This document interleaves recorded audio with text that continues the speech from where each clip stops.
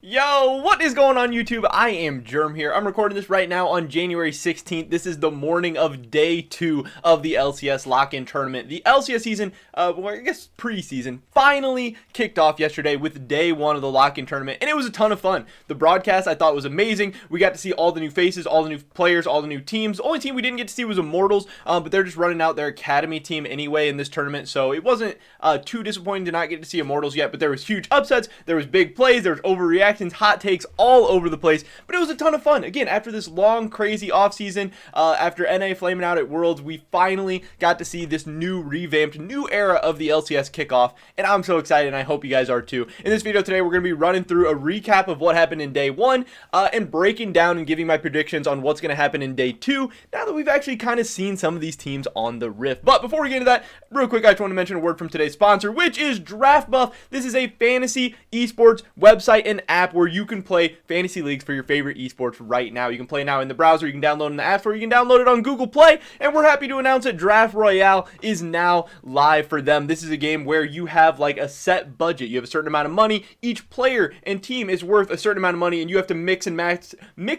different lineups to fit under the budget and try and gain as many points as you can. You can compete against up to 100 people, I believe. Last time I checked, my league had like 39 people in it, but if we could run it up to 100, that would be awesome. I have a link for that in the description down below. Definitely check that out if you're interested. I would appreciate a ton, and so would they. Shout out to DraftBuff. With that being said, here we go. Getting right into this. First, a little day 1 recap where I want to keep a running total of my predictions and everything, and so far, not good. If you guys weren't able to catch these games, we had, I'm going to make my pen a little bit smaller. We'll go with the blue. So far, we had TSM and 100 Thieves to start the day. 100 Thieves and TSM. A lot of people freaking out, flaming TSM, rightfully so. TSM looked pretty bad, but I'm not ready to overreact yet because TSM is a team that had a ton of moving parts. 100 Thieves is a team that is actually bringing back a ton of the same roster from last year, obviously. So while I think TSM looked horrible in this game, I hated their draft. 100 Thieves had an amazing draft. TSM just kind of rolled over and died in the game, but I think TSM was really behind the 8-ball just after the draft. Bjergsen even tweeted that out, like hard draft diff. I'm going to get better. Hopefully he is. I'm not ready to panic too much. Yes, TSM did not look bad, or did not look good. TSM looked bad, and people are rightfully so flaming them. But it was game 1 of a preseason tournament that I expected them to lose because I did think 100 Thieves was going to come out strong. So this was a game where, 100 Thieves got the W. I did pick this one.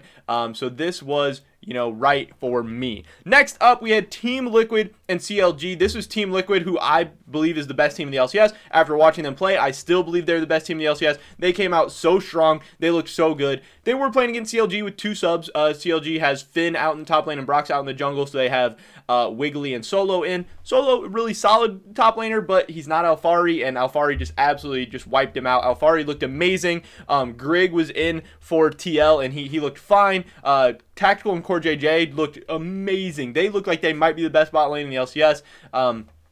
FBI and Huhi had something to say about that, but for me, Core JJ and Tactical right now are the best, but man, FBI and Huhi are close behind them. They really did kind of look like they started to distance themselves, especially because Cloud9 didn't look as great earlier on in the day. So obviously this was another win for TL, and this is one that I had correct. So I started out the day 2-0, and things were looking up, things were looking good, but then we got to Cloud9 Evil Geniuses, where we were getting to see new perks. He, fresh face, he is coming over to NA, coming over to mid lane. Cloud9 spent all this money on him. He picks Yone with Ignite. He's ready to go balls to the wall. He's ready to go crazy, and he picks up First Blood, and then pretty much there it goes downhill from Cloud9. This was a very, very bloody game with a ton of kills. Both teams were just constantly fighting.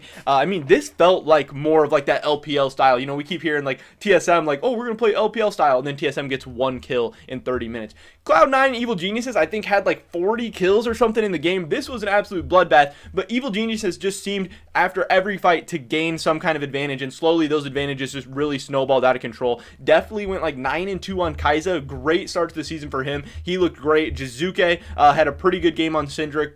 Perks killed him a couple times, but, Jizuke overall had a pretty solid game. And yeah, Evil Geniuses looked good. Impact in the top lane looked amazing. That looked like it's going to be a huge pickup for them. And yeah, Cloud9, Fudge didn't look great. Not a whole lot went right for Cloud9 in this game. They were able to pick up some kills, but again, in most fights, they were coming out behind. So a lot of people are flaming and kind of roasting Cloud9 right now as well. This is not a game I picked correctly, so this was an L. That got us to 2-1. I was hyped up for Cloud9. I was sleeping on Evil Geniuses a little bit, but I do think Cloud9, their draft was kind of crazy. Obviously, Yone with Ignite mid, very aggressive. They had Lily in the jungle. Fudge was on Ornn. He got set behind really early. It was just kind of weird. Again, I'm not going to overreact too much from just one single game. Then we got to Dignitas against FlyQuest, where Jose Diodo was actually not playing for FlyQuest because he is still having visa issues. Apparently, he'll be back next week. They were starting NXI in the jungle, and a lot of people are saying, oh, it's because FlyQuest didn't have Jose Diodo or whatever. FlyQuest did not look good in this game. A ton of mistakes. I thought Diamond played very disrespectfully and got punished very, very often by Aphromoo and just the whole Dignitas team. Not a lot went right for many of the FlyQuest members. Licorice had like some terrible TP where he TP'd in with like 200 HP and then just did nothing. I mean, this was a weird game. FlyQuest looked bad individually. They looked bad as a team, and Dignitas took advantage of that. And again, that's not another one that I saw coming because I was sleeping on Dignitas, but Soligo pulled out a really nice Yone game. And yeah, again, preseason tournament, best of ones, very volatile. We've only seen one game from each team, but Dignitas, surprised some people, and people were really high on FlyQuest, really low on Dignitas, but they got the job done. That got me to 2-2 on the day. And then finally we get to CLG Golden Guardians, and I knew CLG looked bad against Team Liquid, but I did think that it was just because Team Liquid was really good, not necessarily because CLG was terrible, but Golden Guardians were able to come out and just take it to them. This was a little bit of a back and forth game, but ended up being a pretty handily, pretty handy victory from Golden Guardians. They did look good in this one. Again, a lot of things went right. I'm a big fan of Ablaze Olive. I thought Stixxay looked better than a lot of people were giving him credit for. He was kind of underrated, but also a lot of the CLG team maybe was a little bit overrated. Wild Turtle and Smoothie have not looked good so far.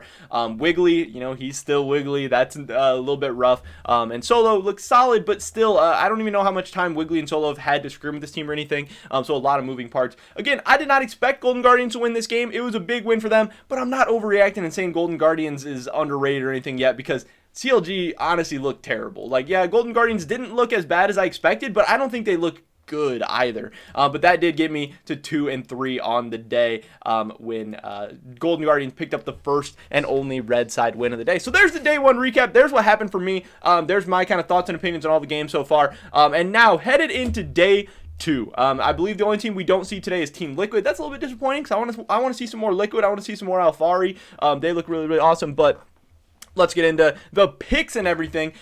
Game 1, Evil Geniuses versus Immortals. Evil Geniuses looked great yesterday. Immortals is coming in with an Academy team. This should be an easy win. I'm not really sure exactly how Immortals is going to look, but while an Academy team should be a step down from LCS team, obviously, Academy players also have a ton to prove. This is their one chance, maybe the whole season to play on a big stage like this, to play against people on the caliber of Evil Geniuses roster level, and if they have a good game, they could really set themselves up for maybe an opportunity in the LCS sometime. So don't sleep on Academy teams, but to me, this is going to be an Evil Geniuses win. So that's what I'm picking in game 1. The second game of the day all of a sudden becomes the most exciting game. There's not a ton of exciting games in day 2. Cloud9 FlyQuest could be alright, but Dignitas Immortals, 100 Thieves CLG, Evil Geniuses Immortals, those aren't really doing it for me. TSM Golden Guardians all of a sudden becomes the most interesting game of the day because TSM is 0-1 and they look terrible. Golden Guardians 1-0 and they look alright. So if TSM loses this game and falls to 0-2, losing 100 Thieves, that's okay, I guess. You can say 100 Thieves is the old Golden Guardians team that was very solid last year, plus someday they have a ton of existing synergy. They're going to be real solid. But this Golden Guardians team is not that. If TSM falls to 0-2 after losing to Golden Guardians, they're going to get flamed so hard. They're going to be hitting panic. People are going to be calling for Bjergsen's head. People are going to be saying Haunter should be in for Huni. People are going to say Cody Sun should be in for Lost. That Sword Art's overrated, overpaid, whatever. It's not going to be good. For Golden Guardians, picking up a 2-0 start, again, you beat CLG, we're not ready to celebrate too much yet. You beat TSM, all of a sudden, Golden Guardians becomes a legit threat in the minds of some people. Maybe people just say, oh, TSM sucks too, not a big win, but I think people would start to give Golden Guardians a lot of credit there, because the TSM roster, whatever you think about them, they do have a lot of talented players, and on paper, TSM should be better than Golden Guardians. We'll see what happens. I hope TSM has a better draft, but I am going to be going with TSM. I hope they don't start out 0-2. That would be bad, but we'll see. This is a game I'm definitely going to be watching close because this one, again, becomes really interesting all of a sudden. whichever team wins, there's going to be a very, very fun storyline. So I'm definitely going to be making a video about that game later today, whichever way it goes. Next up, we have Cloud9 FlyQuest. To me, this is the second biggest game of the day, and really the second of only two interesting games.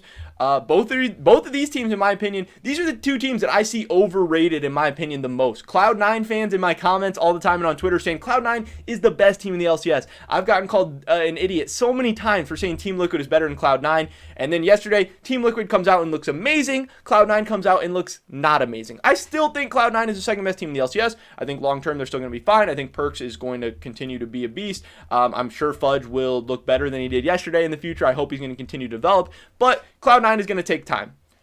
Perkz is a different style mid laner than Nisqy. It's going to take some time for them to establish their new play style. Fudge is a completely new top laner to the LCS. People want to say, oh, he played at Worlds at one time with Mammoth. He didn't do good at Worlds, and he was also like 17 years old. This is a guy who's going to take time to develop.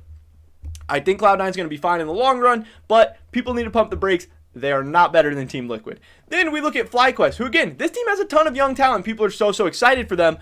But again, it is young talent. And yesterday, we saw FlyQuest look like a young team. Palafox made some very silly mistakes. Diamond, in my opinion, made some very silly mistakes that a veteran LCS player would not be making. I think Johnson's still really good, and he's going to be fine in the long term. Licorice made some really stupid plays too, and he, at the end of last summer, didn't look great for Cloud9. People are acting like, we've seen him be one of the best top laners in the LCS previously, but the last time we saw him was the summer split and the summer playoffs where he was not one of the best top laners. If you look at his stats from the summer split of 2020, they were not amazing. There's nothing stand out. And they obviously have a sub jungler in NXI. Even once Jose Diodo comes back, he still has a lot of the same problems that some of these other young guys have. They are just inexperienced. And again, I think FlyQuest in the long run is going to be fine. They're going to be a good team. That doesn't mean they're going to be good right out of the gate. So people need to chill a little bit. But in this game, one of these teams is going to fall to 0-2. They're going to be in a bad spot, and all of a sudden, you're at risk of maybe not making it out of the group stage all of a sudden, which would be very scary.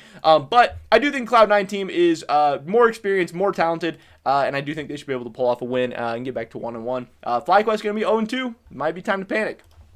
Next up, Dignitas and Immortals.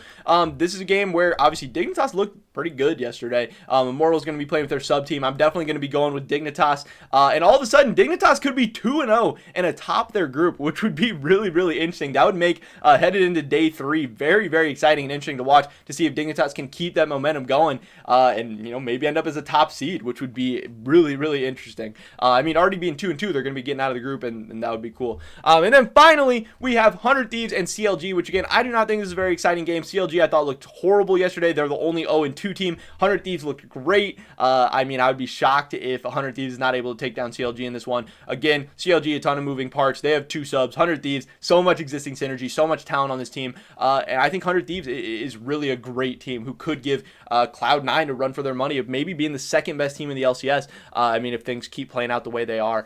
So much talent on that team, plus Someday. Huge carry in the top lane, huge carry in the bot lane. Damonte being able to play that facilitative style. He got the Twisted Fate yesterday, looked amazing on that. But if he can play the Twisted Fate, the Galio, Kiana, stuff like that, and help out Someday and help out the bot lane, him and Closer working together as a tandem, that is so good. I love that with the top and bot carries. They know where they're facilitating their gold. They know who they're playing through. They know their play style. And this team, I really think, is just going to continue to get better. We saw them get better all last season. I think they're going to get better all this season too. And they really are a cohesive unit, which is so fun to watch. But that is pretty much it for this video today, guys. Definitely drop a like if you enjoyed it. Again, dropping a like on my videos helps me out so much with the YouTube algorithm. Leave a comment down below. What did you think of day 1 of the lock-in tournament, and what are your thoughts headed into day 2? I'd love to get your guys' picks, opinions, anything that's going on. Hopefully I get some more picks right today, because starting out the season 2 and 3 wasn't great, but we'll see what happens. Subscribe to stay updated on my latest content. Hopefully I catch you guys in the next one. But until then, peace!